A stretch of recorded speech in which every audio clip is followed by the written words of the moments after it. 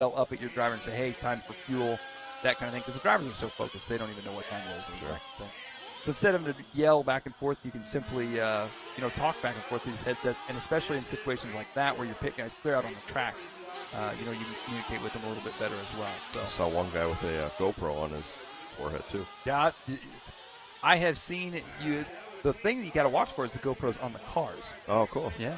I don't know that they would allow it here at Aurora National, but club racing stuff is kind of fun to see. Yeah. Obviously, it makes the cars handle a little weird, but as we're off and running here, William Helmetag, he takes a tumble there on lap 1, but still out front. Oh, buddy! First and second, Helmetag and Bohrt making some contact there as first and second down the front stretch they go.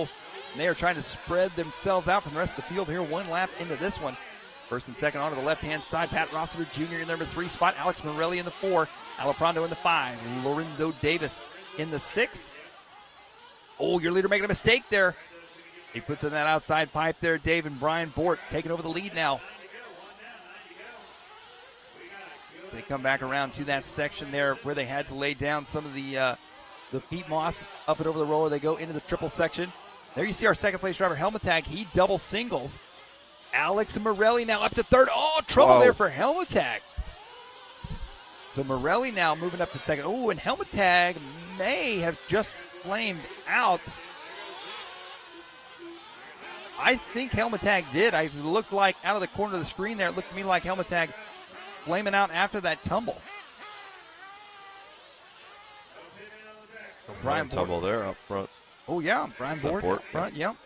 Aliprando second. Merelli third now. Rossiter Sr. and Helmetag back towards the back of this one, along with Lorenzo Davis. I think it was Lorenzo that I met that had the GoPro on his head. Pretty cool. 2 minutes down, 8 to go. Bryan Bohrt now your leader. Alex Merelli in that number 2 spot. Pat Rossiter Sr. in the 3 spot. And first and second. Now, this is a tricky situation right here, and I would do the exact same thing if I was Bryan Bohrt right there. I'm not sure if he did that on purpose. Both bumping up to the next race. You're going to transfer to the next one. You got a little bit faster guy behind you. Just give him a little bit of room. No reason to race it out and risk crashing one another. No doubt about it. Yep.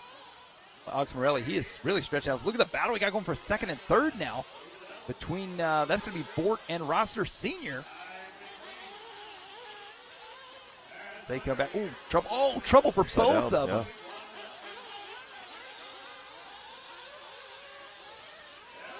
They come back around. Dave, we were talking about earlier the term flame out. Yes. And not everybody realizes what that actually means. And all that means, for those of you out there watching on LiveRC, if you hear us say the word flame out, that just means their engine died. Where the term flame out actually came from, I have no clue.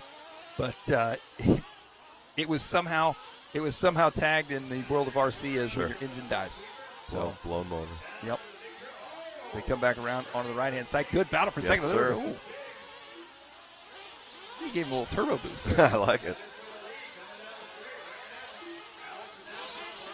So Merelli, Bohrt, Rossiter, and Aliprando, Lorenzo Davis, and Helmetag, like you said, yeah, he must have flamed out. He is dropped pretty much out of this one. Coming up. A little bit over 6 minutes to go. Sorry about that. No, you're fine. Merelli, Bohrt, Rossiter Sr., Aliprando.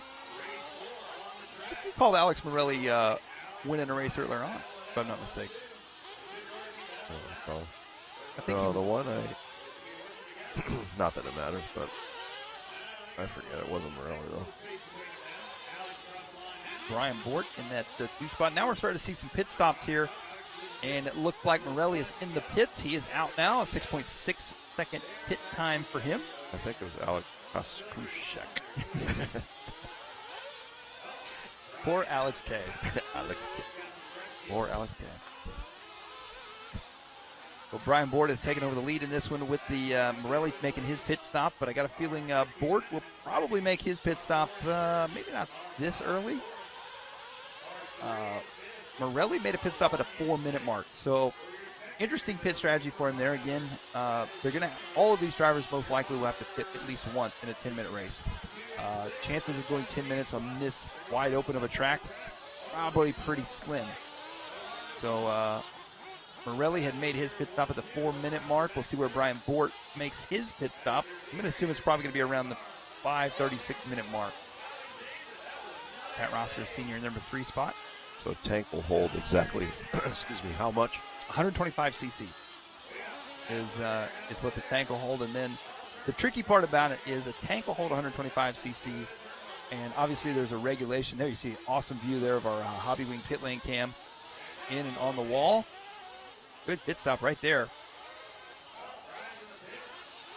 There in and out. I believe that was Bryan Bohrt, if I'm not mistaken. So Bohrt coming in and out there. Very cool little camera we got set up there in pit lane, the Hobby Wing pit cam. And here's another great view right here. Awesome view right there. In and out. That is Rossiter Jr. pitting Rossiter Sr. He threw that thing out. Yes, he did. We had our pit lane challenge earlier today. That was interesting. Yes, indeed it was. I tell you what, there was a lot of people on the track ready to watch that and cheer on their favorite teams and drivers, no doubt about it. But a lot of guys having trouble on the entry and the exit during that. That's what hitting the wall, bouncing off the wall. That's what makes pit stop so interesting is, the pit guys are obviously responsible for actually refueling the cars, get the cars successfully refueled back out. But the drivers, they practice for hours on the track. But not a lot of guys spend a lot of time practicing just entering and exiting pit lane. But that pit lane is so narrow, right, compared to the actual track lane, and just the slightest error. Everyone I asked that, hey, have you guys practiced this? No. Yep, exactly. Now, if you ask somebody, like say Ty Tessman, I know for a fact Ty Tessman and some of those guys, they'll spend practice days just practicing pit stops. Not even necessarily put fuel in the car, just coming into pit, going through the whole process. I know Zach Rogers and Jared Tebow went through a practice session, I guess you might say, as Zach is fairly new to Nitro, and he caught on real quick. No doubt about that. Left to go. We're keeping word in our headset there. Yeah, Tessman, they have even practiced tire changing. Not something you often see, but they're prepared for anything. That's for sure. Merelli, Bohrt, Davis, Rossiter Sr, Helmetag, Aliprando, your running order right now. Lorenzo Davis has worked his way up to third, but he is 26 seconds out of the bump spot with 2 minutes, 25 seconds left to go in this one. This is race number 4. Race number 5 going to be coming up next. Watch. Full heated drivers coming up next.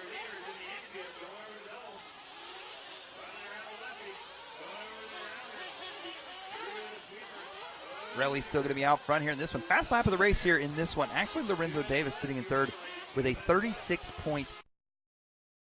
A little under 2 minutes. Merelli, Bohrt, Lorenzo Davis, Rossiter Sr, Helmetag. Helmetag's back out there. Aliprando. So you flame out. You come back in. Sorry about that, Mike. You flame out. You come into the pits. You can fix the motor and go back out.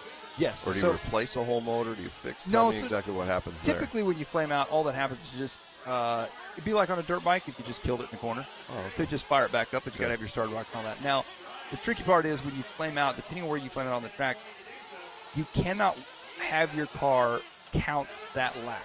Sure. So you have to redo the lap. Correct. So you're going to lose that lap. So if you're going to have your, if the car's going to die, the best place to have it do it is right out of pit lane because you've lost minimal amount of time. But it's when you make it all the way around and you're just about to come into pit lane and cross the finish line for that lap, that's when it's the worst because then you literally lost that entire lap. Makes sense. Absolutely. But yeah, typically, sometimes the glow plugs in them will go out and they'll have to change a glow plug or something. A lot of times the flame out is just simply from running out of fuel. That's probably the most common. Someone asking, is there a video of the pit challenge? How do they find that? We did record all that. Yes. There'll be a link on LiveRC probably tomorrow, is that? Probably Monday, I'm going to say. Fast Chevy, yes, there will be. So you can go back and you can watch the entire live stream as one big thing, and you can scroll through it and find the pit stop challenge. But we're going to, once we get back into the office on Monday or Tuesday, probably more like We fly back Monday. So get back in on Tuesday. We're going to try and break out some of the interviews that Dave has gone out and done over the weekend so that you can watch those by themselves and not have to watch an 8-hour feed just to see the 3-minute interview. But we'll do the same with the Pit Stop Challenge as well. So, very cool. Well, this race is over. Alex Merelli taking the win and bumping up to our 128 odd main.